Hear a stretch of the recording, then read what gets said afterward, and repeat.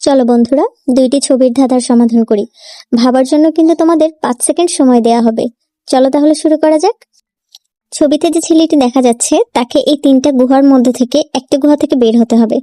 একটাতে আগুন আছে, একটাতে শার্ক আছে, একটাতে বিশাল বড় সাপ আছে। এবার তোমরা বলো কোনটি থেকে সে বের হতে পারবে।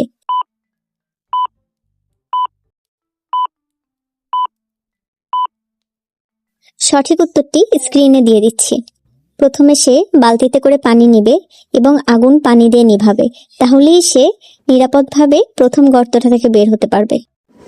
এবার দ্বিতীয় ধাঁধা। স্ক্রিনে দেওয়া সিংহটির জন্য এনাফ পরিমাণে পানি সংগ্রহ করতে হবে যেখানে সিংহটি রেস্ট করতে পারবে। চলো আমরা চেষ্টা করে দেখি।